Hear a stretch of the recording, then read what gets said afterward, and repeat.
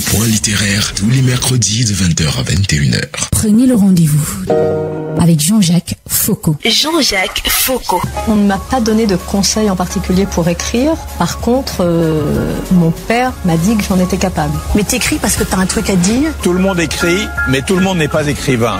Pourquoi le devient-on? Comment le devient-on? D'où vient l'inspiration? Écrivain, écrivaine. Le point littéraire tous les mercredis de 20h à 21h sur Royal FM.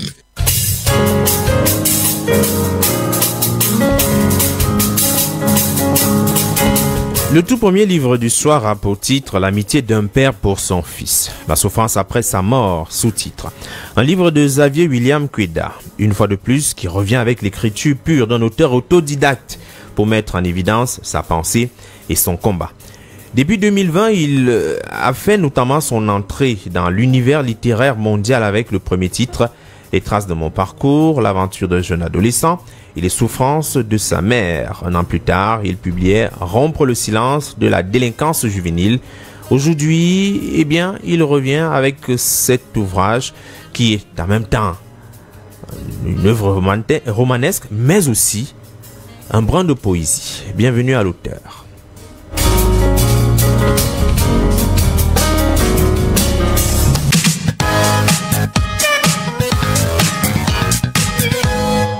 Le point littéraire, la première de couverture. La première de couverture. L'amitié d'un père pour son fils, Xavier William Queda. Bonsoir et bienvenue. Merci, bonsoir Jean-Jacques Foucault. Oui, c'est un plaisir de vous recevoir cette fois-ci pour parler de l'amitié d'un père pour son fils. Merci, je suis enchanté de passer chez vous. C'est encore plus émouvant de vous recevoir puisqu'on semble avoir l'impression que chaque livre que vous proposez au grand public, c'est pour parler de votre histoire, c'est pour parler de vous en quelque sorte. Alors cette fois-ci, c'est l'amitié d'un père pour son fils. Pourquoi avoir décidé d'écrire particulièrement sur ce fait-là? Cette relation que chaque fils devrait ou peut avoir avec son père. Ben bon, c'est juste vu que après la mort de mon père, j'ai reçu quelques coups barres de mes grands frères et sœurs. Et vu aussi, j'ai mon deuxième frère aîné que j'ai vraiment valorisé dans mes premiers écrits, dans mes seconds écrits, dans la vie active même. Mais je me suis retrouvé avec le temps que ce dernier avec quelques petits problèmes. Parce que sa femme était en train de m'accuser des faits que je ne me retrouvais pas dans ça. Oui. Et cela m'a un peu énervé parce que au vivant du père, personne n'avait le courage de dire peut-être que j'avais fait ci, j'avais fait ça et que c'était faux. Oui. Vu que le père lui-même a l'air un peu s'est fâché. Bon, je me suis dit, après le décès de papa, donc, vous vous acharnez sur moi, pourquoi? Pour quelle raison? C'est-à-dire en quelque sorte qu'après le décès de papa, d'abord le décès de maman avant, oui. Après le décès de papa, il y a eu comme un chamboulement dans la vie familiale. Oui. Vous êtes un peu, vous êtes des orphelins, vous êtes totalement abandonnés à vous-même. Et dans ce cadre-là, vous commencez à, du moins certains commencent à tirer un peu sur les autres. Oui.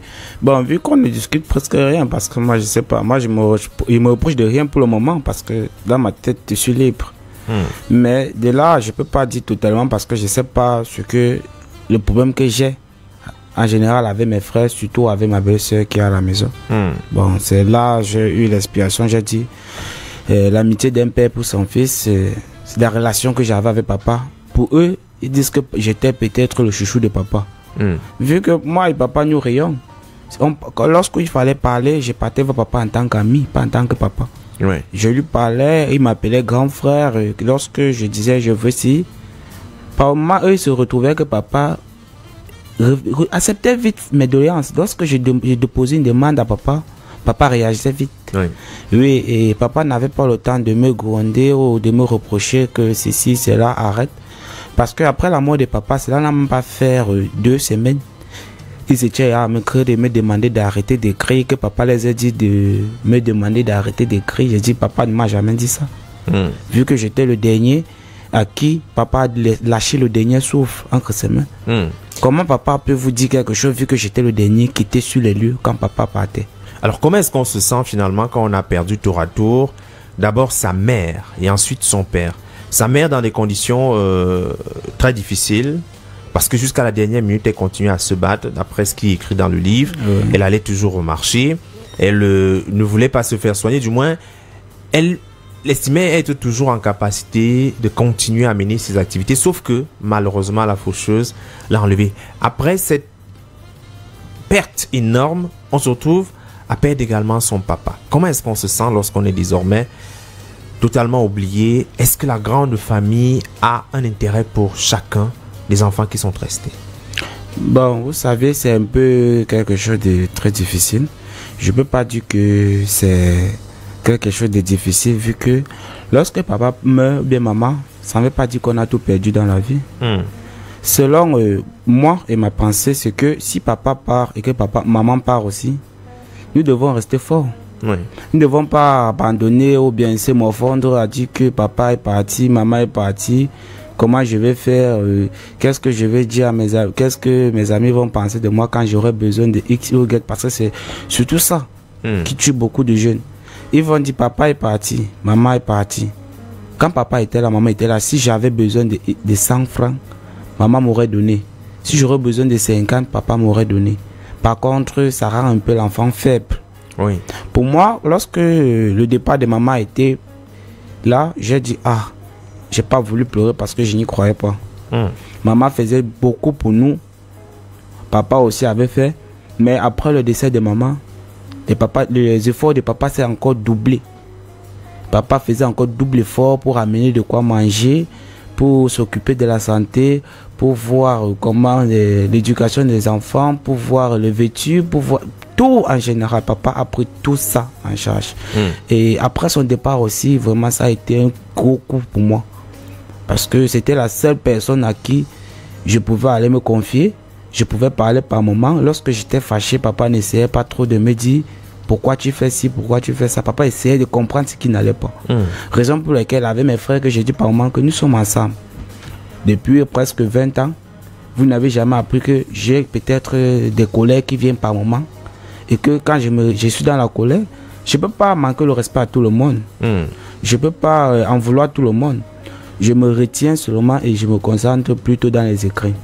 Votre livre est un peu comme un carnet de voyage. Vous consignez à l'intérieur toutes vos émotions, vos sentiments. Alors, il y a certainement des jeunes comme vous qui ont très tôt perdu leur papa, leur maman aussi. Alors, comment est-ce qu'on fait pour affronter un tel événement, une telle difficulté, parce que la perte est tellement énorme qu'on se dit qu'on peut être désorienté à la fin? Non, je ne peux pas dire cela. Vu que lorsque vous perdez papa, si vous n'avez pas eu le privilège de le connaître ou de peut-être le voir avant qu'il ne parte ou avant qu'elle ne parte, ce que moi je peux dire à nos jeunes frères, c'est simple, parce que tu vas considérer juste dans la tête que papa ou maman était un héros de t'avoir donné la vie déjà. C'est déjà beaucoup pour moi. Parce que maman ou papa aurait souhaité peut-être t'évacuer, te mettre dans un centre, peut-être dans des ordures comme on dit souvent jetés. Mais s'ils ont choisi de te donner la vie, c'est là considère déjà que ce sont des héros pour toi. Et bats-toi pour être un héros. Et enfin que où ils sont, sois fier de toi. Donc peu importe les difficultés que tu dois traverser, ne dis pas qu'on m'a abandonné, papa, je n'ai pas connu papa, donc je vais non. De votre contexte est également tout à fait particulier, parce qu'il faut dire vous êtes un écrivain autodidacte, c'est-à-dire que vous avez décidé par vos propres moyens de commencer à rédiger et avancer, un peu comme une thérapie pour guérir de vos plaies. Lorsqu'on est dans un contexte comme celui-là, on n'a pas encore forcément un travail efficient, on n'a pas un travail effectif. Est-ce que la famille, la grande famille, d'une certaine façon, aide les orphelins que vous êtes? Non. Pour cela, moi, j'ai reçu beaucoup de critiques venant de ma famille, venant de certains de mes frères, certains de mes cousins, certains de mes oncles. J'ai reçu des critiques de tous les côtés. Certains se sont même emportés. Un de mes oncles a dit que moi, j'attends juste le moment où j'entendrai que on t'a cassé le derrière. L'oncle, donc je précise quand même papa, pour moi, si ce genre de paroles sortent déjà de sa bouche, qu'est-ce que ça veut dire? Donc vu que un jeune comme moi ne peut pas se battre Bon, moi aussi, je veux aussi un peu par moment me condamner parce que j'ai investi tellement à la littérature depuis 4 ans que je suis déjà dans ce métier-là. J'ai investi tellement que je me suis oublié à moi-même aussi par moment. Est-ce que vous avez l'envie d'abandonner? Est-ce qu'à un moment donné, vous avez des regrets? Non. D'avoir emprunté ce chemin? Jusqu'à présent, j'ai pas encore eu de regrets. Bien vrai que je ne reçois rien, pas de soutien, pas d'appui, ni venant même de la maison d'édition, mais j'ai pas encore désespéré. Je persiste. C'est pourquoi même après la sortie de celui-ci du 4e livre qui est l'amitié d'un père pour son fils, j'ai mon 5e livre qui est en cours, que je suis en train de travailler sur ça. J'ai détruit ma famille, c'est le titre du 5e livre qui est en train de venir. J'ai détruit ma famille. Oui, le titre du 5e livre qui est en train de venir. Et j'en ai encore même 5 autres titres que je suis en train de préparer psychologiquement déjà. Donc je ne pense pas baisser les bras si tôt, bien vrai que c'est difficile. Je me suis lancé un défi que je vais faire ce métier qu'est la littérature et vivre ma passion parce que c'est une passion pour moi. Donc je vais y faire. Régulièrement, je vous donne la parole expressément parce que vous êtes peut-être un modèle de détermination, à la mesure où votre passé, pour ceux qui vous découvrent aujourd'hui, votre passé a été difficile. Vous avez fait, on va dire, vous avez fait la rue. Vous êtes comporté d'une certaine façon. Vous avez très tôt arrêté l'école. Vous avez fait la rue à un certain moment où vous avez décidé de vous reprendre et d'avancer. Alors, vous êtes plusieurs à la maison. Vous êtes plusieurs à la maison. Maintenant, on va dire, qui est le guide? Qui est celui qui prend les décisions lorsqu'on se retrouve uniquement à des enfants de très jeune âge? Qui prend les décisions, qui ramène à manger à la maison finalement? Bon, chez nous à l'heure actuelle, vu qu'il y a déjà la mésentente entre moi et mes frères, je suis solidaire. Du moins parce que ma belle-sœur a porté des critiques sur moi et que personne n'a pu prendre ma défense. Au contraire, mes frères ont fouillé dans le passé pour chercher à appuyer les tests de ma belle-sœur qui étaient déjà faux. Parce que elle a dit que j'ai envoyé des amis battre sur elle. Je lui ai posé la question à savoir qui est le nom de l'ami qui est venu te dire que je lui ai envoyé te battre. Vu que moi je ne reconnais pas ce fait. Elle m'a dit qu'elle ne me dit pas le nom de la personne. Mes frères ne m'ont pas défendu en ce moment-là. Et cela m'a un peu énervé parce que moi dans le passé, je défendais mes frères dans toutes les situations. Surtout mon deuxième frère. Lui, il m'a tourné le dos, moi ça m'a un peu fait mal. Vu que lui-même il connaît que dans certaines situations je le soutenais. Qu'il se retrouvait qu'il avait des reproches ou bien des petites... peut-être, comment dire... Des défauts. Des défauts avec ses clients. Je le couvrais en ce temps en disant c'est mon frère, je ne peux pas l'abandonner. Je le couvrais. Mais moi je me retrouve qu'à mon tour, qu'on prononce un truc qui est archi faux. Parce que lui-même me dit que je suis ton frère depuis 20 ans qu'on vit ensemble. On ne s'est jamais séparés. As-tu déjà entendu que j'ai bagarré dans la rue avec quelqu'un? Oui, je me suis déjà chamaillé, grondé, bien discuté, mais est-ce que tu as déjà entendu que j'ai bagarré avec quelqu'un dans la rue? Non. Comment se fait-il que ta femme vient dire que j'ai envoyé des amis lui frapper? Et cela, vous ne c'est peut-être pas que nous faisons une petite réunion entre nous les frères pour essayer de régler. Vous portez carrément le problème à le poser à la réunion familiale. Déjà à la réunion familiale, avec les oncles, les cousins, tout le monde se retourne contre moi. Je me retrouve que je suis seul. Même ma petite soeur que je savais qui était avec moi m'abandonne. Se relie contre moi aussi. Je dis, pourquoi? D'autres disent que c'est parce que j'écris, la littérature ne paye pas et j'ai persisté dans ça. Je dis que, est-ce que vous m'avez demandé quelque chose et je ne vous ai pas donné? Non. Est-ce que vous êtes venu poser un problème, qu'il y a un problème peut-être de 5 ans même, il faut que tu participes et je n'ai pas participé? Non. Mais le problème c'est quoi? Qu'est-ce que mon travail a à y voir dans nos problèmes familiaux? Donc il faut mettre ça de côté. En quelque sorte, il y a clairement, lorsqu'on vous le dit, il y a une certaine désunion entre les frères qui désormais sont appelés à marcher ensemble sans encadrement. Parce que les parents sont un peu le régulateur de la cellule familiale. C'est eux qui sont censés encadrer les enfants. Mais est-ce que finalement, on ne se dit pas que les parents ont aussi le devoir de préparer leurs enfants à cette éventualité-là? C'est-à-dire que demain, ils ne soient plus là.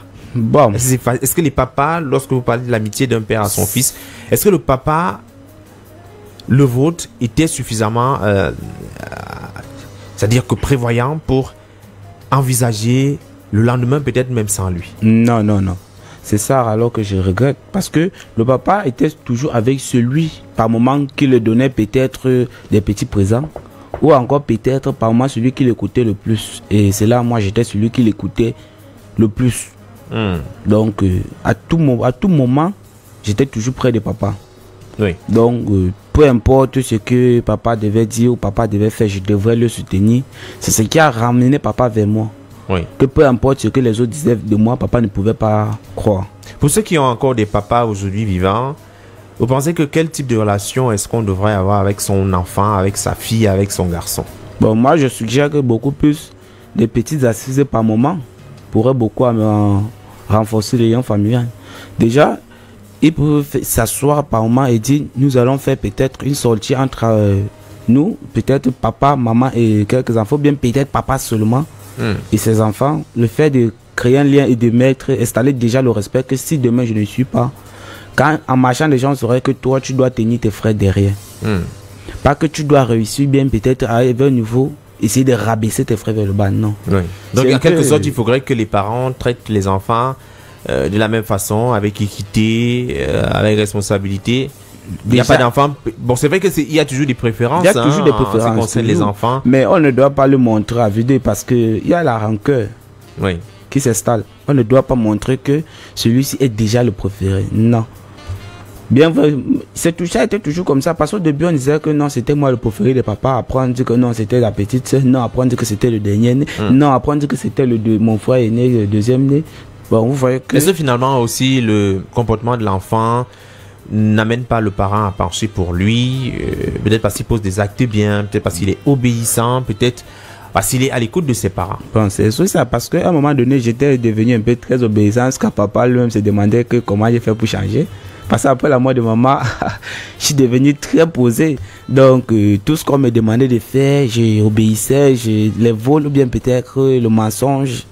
J'étais un peu presque allergique aussi à ça. J'aimais dire les choses quand il faut, comme il faut. Et c'est là papa appréciait déjà ça de moi, vu qu'il pouvait m'envoyer. Et lorsque j'ai encore fait peut-être la littérature, pour lui ça a été un ouf. Il était très content de voir que l'enfant qu'il avait déjà perdu est revenu.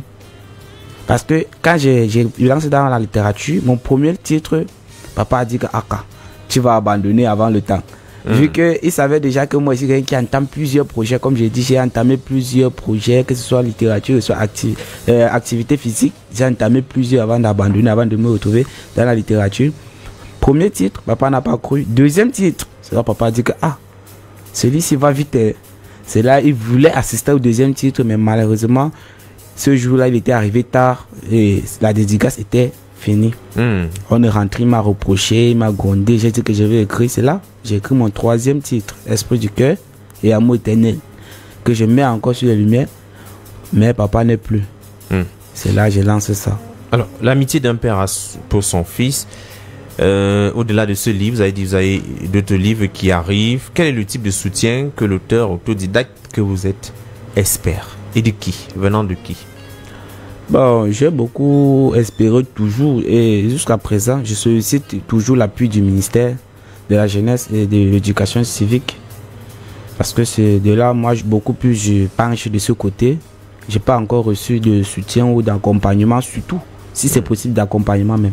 Parce que si déjà m'accompagner pour la présentation des œuvres auprès des jeunes étudiants ou bien des élèves, cela me rendait déjà heureux. Donc vous souhaitez partager votre expérience avec les jeunes, qui ont on va dire, qui ont connu des moments difficiles, peut-être pour leur donner un peu d'espoir, leur dire que tout n'est pas perdu. Lorsqu'on s'est égaré, il est possible de revenir dans le droit chemin. Bien sûr, j'ai l'envie de ça parce que je suis sûr de moi que si déjà je parle avec plusieurs se retrouveront déjà dans mes œuvres chaque fois que je parle. Oui. C'est pas déjà l'amitié d'un père pour son fils ou bien peut-être les traces de mon parcours encore de l'écart juvénile. Je dis tous les jeunes que j'aurai la chance peut-être de rencontrer se retrouveront dans mes œuvres. Parce que même au niveau des jeunes filles, comme celui de mon troisième titre, quand une jeune fille lit, par moment, il se retrouve dans cela. Oui. Oui, donc tous mes titres, Dépravation ce sont les des faits, mœurs et toutes les réalités du Bien monde de la rue et tout. les faits sociaux tout ce que je vois au quotidien, c'est ça que je mets en écriture. Donc je n'invente rien, tout ce que je mets, c'est ce qui se passe dans la société active. Je récupère juste un peu et j'ai fait un petit tamisage et je mets ça au propre pour aider nos jeunes frères et sœurs, ceux qui ont peut-être l'amabilité de lire, parce que c'est pas tous les jeunes qui se donnent à la lecture en ces temps-ci. Oui. C'est très difficile, surtout au Cameroun. Oui, donc vous espérez que les jeunes lisent suffisamment votre parcours. Peut-être aussi que tout le monde, tous les publics. Tout le monde, même les parents, c'est surtout les parents que moi je vise, parce que déjà, si un parent lit bien mes œuvres, il verra où je vais en venir. Et lui-même, il prendrait le temps peut-être de par moment voir l'attitude de ses enfants. Pourquoi celui-ci se comporte ainsi? Quelle est la raison du changement de celui-ci? Donc, c'est un peu ça, surtout les parents. Lire, c'est beaucoup et c'est apprendre. Oui. Donc, l'amitié d'un père pour son fils, quel est le souvenir qu'on garde finalement de son père aujourd'hui? Bon, le souvenir que je peux garder de papa, en ce moment, c'est juste, je peux dire comment, le fait de m'avoir amené dans ses activités, qui gagnait ses petits travaux. J'ai gagné beaucoup déjà en travaillant avec lui, j'ai appris beaucoup. Parce que avec les derniers moments, les derniers instants de papa, où la fatigue le prenait quand même, papa gagnait des petits chantiers comme il était maçon. Il gagnait des petits chantiers, il m'amenait, je voyais comment il travaillait, les étapes de la vie qu'il traversait, les douleurs, les difficultés. Bon, j'ai appris beaucoup de lui. J'ai appris beaucoup. Je suis pas né comme au quartier, on dit, avec le long crayon ou bien avec la vie de luxe. Non. Donc je reconnais où je suis sorti et je suis fier de ce que je fais présentement. Vous avez fait des petits boulots, vous avez avancé doucement, mais l'essentiel pour vous c'était de gagner honnêtement votre vie en quelque sorte. Bon, vu que j'avais déjà commis énormément de gaffes, comme je l'ai dit dans mon premier titre, les vols, le manque de respect, les petits désordres au quartier, dans l'escaladage de maisons des gens, les injures, donc tout ça, j'avais fait beaucoup, un jeune âge peut-être dans les 10 ans. Donc vu que quand je vois l'âge passer, le temps passer, je dis je vais rester dans cette bêtise là pendant combien de temps? C'est de là que j'essaie de me ressourcer de chaque fois et passer des messages, ceux qui pourront aider nos jeunes frères. C'est juste ça. À sortir véritablement de la rue, à sortir de la délinquance juvénile. Bien sûr. Alors, Xavier William Kweda, peut-être un dernier message pour les jeunes, pour les parents qui nous écoutent aujourd'hui. Bon, surtout, un message que je veux passer aux jeunes, c'est que si papa ou maman décède, ça ne veut pas dire qu'on a tout perdu. Le fait, c'est de doubler les efforts et de garder espoir que demain sera meilleur et c'est tout. Peu importe ce que les autres vont dire, peu importe ce que les autres vont penser de vous, n'abandonnez jamais. Parce que même la famille ne va pas croire en vous aux premiers instants, ce serait très difficile. Vous allez toujours avoir des coups barres de certains de vos frères ou certains de vos cousins ou certains de vos oncles qui vont vous empêcher d'évoluer. Mais cela ne va pas être facile. De vous faire abandonner si déjà vous avez mis vraiment de l'envie, de la détermination pour y arriver. Mais le message aussi pour nos parents, c'est surtout de bien contrôler nos jeunes frères, nos enfants que nous avons déjà, parce que moi je suis déjà père déjà d'une petite fille. Félicitations. Merci. Donc il faut déjà tenir tête déjà que vous devez être disponible pour ces enfants. Si vous donnez déjà la vie à ces enfants, il faut déjà être présent pour leur éducation. Vous ne pouvez pas peut-être, comment dire au quartier, accoucher des enfants après dire que Dieu va les nourrir. Parce que c'est un mot qui refait déjà beaucoup au quartier et qui n'est pas bon. C'est de l'irresponsabilité. Oui, l'irresponsabilité. Parce que tu vas voir, ils vont te dire que non, si Dieu a permis, ça veut dire qu'il va donner ce qu'il va manger. Est-ce que c'est ça? Dieu nous a dit, allez multiplier vos mains, ne gaspillez, ne faites pas la saleté sur terre.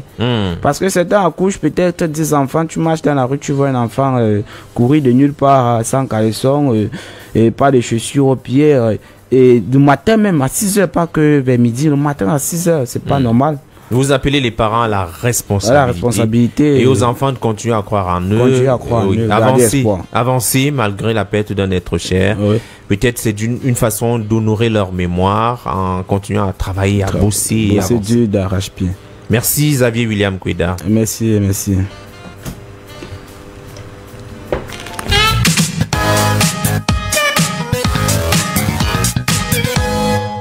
Le point littéraire, les classiques littéraires. Les classiques littéraires.